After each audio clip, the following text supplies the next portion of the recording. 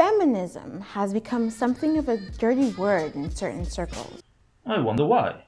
But I'm glad to see that a serious publication like the Huffington Post, a bastion of liberalism, is acknowledging this problem and tackling it.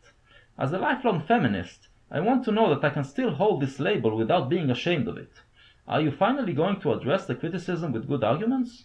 Lately, a lot of high-profile women like Shailene Woodley, Meryl Streep, and Marion Cotillard have gone on record saying they are not feminists. There's even a group called Women Against Feminism.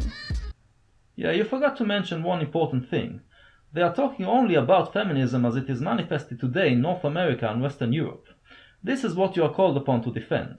Are you going to do that, or are you just going to divert?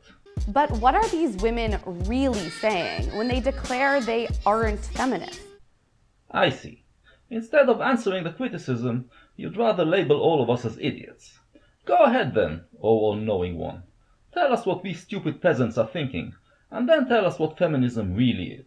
What they think they're saying is, I don't hate men, I love men. I don't think women are better than men. I'm not that kind of woman. You know, the crazy, bra-burning, feminazi kind. I'm a cool woman. I don't want to put women above men. For anyone who needs a refresher, this is what feminism means at its core. Feminist, a person who believes in the social, political, and economic equality of the sexes. And North Korea is defined as a democratic republic. So, as I said, I still call myself a feminist. And the main reason I do so is because, unlike the aforementioned anti-feminists, I don't live in North America or Western Europe. My outlook is therefore more global than theirs, and on a global scale, women still suffer from inequality. I am worried that the anti-feminist trend will be picked up by misogynists in other parts of the world and used to silence local feminists and maintain the oppression of women. But to stop the anti-feminist trend, it is time you Western feminists started to treat this criticism seriously, don't you think? Or maybe it is that you don't care about the fate of oppressed women in other countries, and would rather just continue to live on in your echo chamber. The way I resolve the problem is by distinguishing between two kinds of feminism: liberal feminism and regressive feminism. The liberal feminist, like myself, acknowledges that today's Western society is dedicated to gender equality and works within the system to resolve the remaining issues of inequality. We also recognize that there are societies in the world where gender inequality persists, and we focus on helping women from these societies in their struggle for equality. The regressive feminists, on the other hand, regards Western society as a patriarchy that is dedicated to preserving male domination, and therefore something that should be brought down. The regressive feminist doesn't spend much time worrying about women from other countries, because they believe all the problems come from Western patriarchy. The regressive feminists are those who are giving feminism a bad name, and therefore part of the liberal struggle is to wrestle feminism out of their hands. Which side are you going to be on? Hating men and being a feminist are actually not connected at all, not even a little bit. Maybe not ideologically, but what regressive feminists do hate ideologically is the man. In other words, they regard men in the exact same way that anti-Semites regard Jews. The anti-Semitic hate isn't directed at individual Jews, but against an imaginary Jewish cabal that is supposedly ruling the world from behind the scenes and works in the interests of Jews while ruining life for everyone else. But since the anti-Semite cannot point to the place where this cabal exists, the hate is eventually aimed at individual Jews. In the same way, regressive feminists believe in an imaginary patriarchy, which they cannot really point to. So what it eventually boils down to is hatred towards men. Feminism is about equality of the sexes, but right now, one sex has a lot more power than the other. Yep, that is exactly what the anti-Semite says as well. I am not against equality, I am for equality. I don't hate Jews, I am merely fighting against Jewish domination. When asked to show evidence of that Jewish domination, all the anti-Semite can produce are anecdotes and lies. To show that you are different from the anti-Semite, you are going to have to show me that your claim about male domination is based on facts, not anecdotes and lies. Men are not systematically oppressed based on their gender, and that's a fact. But women are, and that's a fact too. Great! So apparently you have facts. Let's hear them. So if you believe any of the following: Reproductive rights. Yes, I do believe in reproductive rights. But what does that have to do with women being oppressed? The argument around abortion does not revolve around the question whether a woman has a right over her own body. Everyone agrees that she does. The argument is whether or not a fetus is a human being, and therefore has rights as well. If the fetus is human, then you can't say that you're being oppressed as a woman if you're not allowed to abort it. If the fetus is a girl, then it is actually you who are oppressing women by denying her her right to live. If the fetus is a boy, then wanting to kill him would rather prove that feminism is about hating men, wouldn't it? What determines your view on whether a fetus is a human is not your gender. The biggest factor is how religious you are. I am not religious at all, and that's the main reason why I do not regard fetuses as humans and I'm pro-choice. It has absolutely nothing to do with the fact that I'm a feminist. Equal pay for equal work. Yeah, well, almost everyone is in favor of that. But when I look at the numbers in the West, I see that the gender wage gap is not a big issue. Women, on average, make more than 90% of what a man makes for the same job, and this gap is steadily closing. There used to be significant gender disparities, but they are disappearing in a Western society committed to the idea of gender equality. So it is still a problem that needs to be addressed, but definitely not reason to say that women are oppressed. Ah, but those are not the numbers that feminists use, are they? Their numbers are... To give you exact numbers, and this was reported by the Associated Press, it'll take about 45 years to eradicate this wage gap. In 1967, women earned 58 cents to every man's dollar. In 2010, women earned only 77 cents to every man's dollar. That's right. The number that regressive feminists are constantly throwing around is that in America, women are making only 77% of what a man earns. But of course, when you look into it, you realize that this gap is mostly the result of female privilege. First, it is the result of women knowing that they have the option to marry into money, which allows many women to pursue education in fields they enjoy, rather than fields that will gain them high-earning jobs. Men don't have that privilege. Second, it is the result of women working less hours after the children are born, choosing to spend more time with their kids. Society accepts that women have that privilege, whereas men who wish to do the same do not find much sympathy. As a result of these privileges, women work less hours and in lower-paying jobs, and that is the cause of most of the 23% wage gap. So what regressive feminists are doing here is a cheap demagogic trick. They know that the actual pay gap is not enough to convince people of the existence of the patriarchy, so they complain about not having equal pay for equal work, but without quoting the numbers. When they do talk about numbers, they will use the 77% number, but this time without saying it is for equal work. The undiscerning listener is fooled to think that women make 77% for doing the same job and for the same amount of hours as men.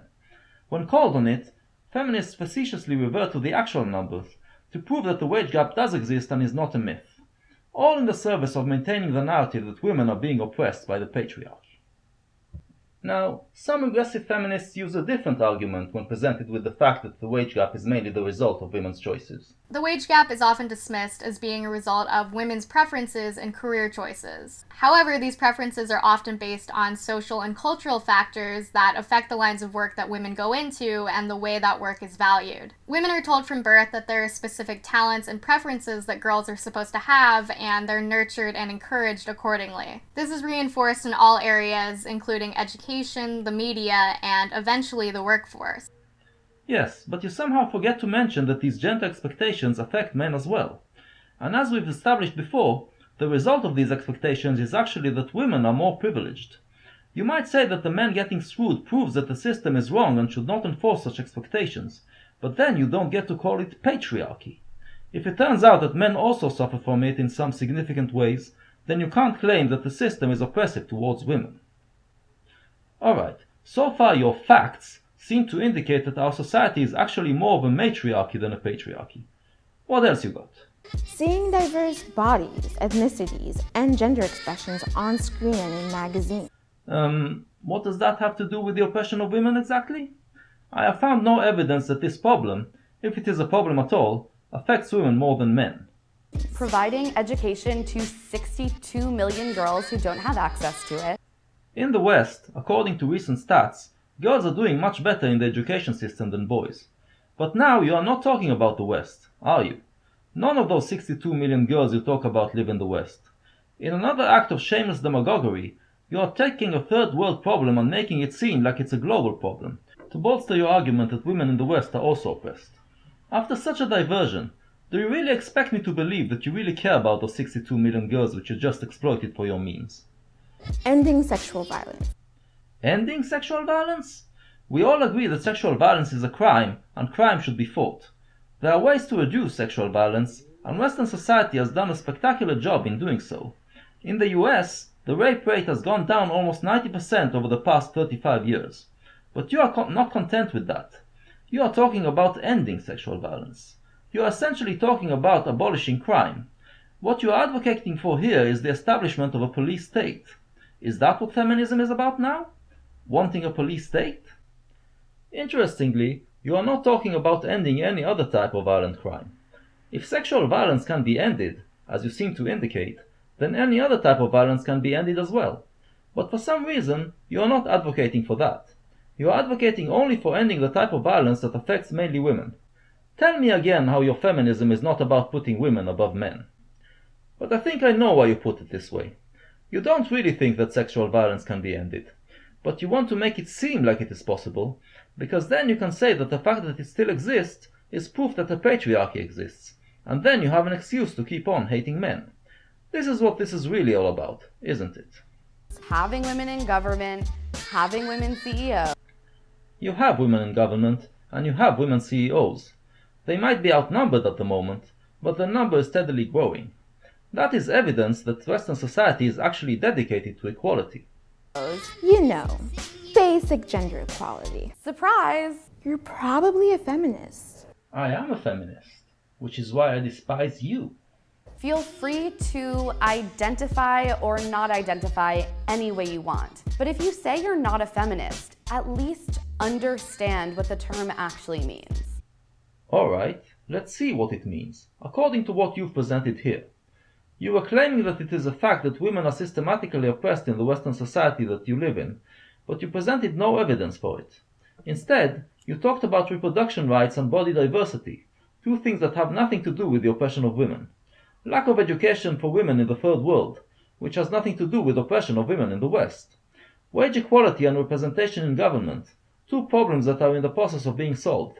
And sexual violence, where Western society is actually the safest society that ever existed, and is constantly improving. In other words, not even a smidgen of evidence for systematic oppression. So basically, you've labeled men with one of the worst labels you can put on anyone, the label of an oppressor, and did not provide any evidence to back it up. What you have done here, then, is nothing less than hate speech. And when you are called on your hate, you use another demagogic trick and hide behind a dictionary definition of feminism, when in fact, what you've turned feminism into has nothing to do with that definition. What your feminism is, as you represented it here, is a hate movement. It is a grotesque caricature of what feminism is supposed to be. As I said earlier, it is essentially the same as anti-Semitism, except that you've replaced the Jew with the man. You make it seem like only women suffer from discrimination in Western society, and you call this society patriarchy, to make it seem men are behind these discriminations. That allows you to say that these discriminations are the result of systematic oppression. It also allows you to ignore any criticism leveled against you, and say that it is part of that oppression. The anti-feminists you mentioned are protesting damage that you are doing to your own societies. I care more about what you are doing to other societies. Your actions have horrendous ramifications for women all over the world. Women are fighting actual oppression, but you don't seem to care one bit. Whether the criticism comes from liberal feminists or from anti-feminists, you write them all off as people who don't know what they are talking about. This video shows that for you, the whole issue of women's rights is just one big joke. And if you think that you're a humanist... Ziva, we gotta go. We just don't have time for this today. Right, because if you allowed yourself to talk about humanism, you would have to face your own humanity. And I have a feeling that if you allowed yourself to do so, even for 1 second, you would scream in horror, realizing what you have done to it.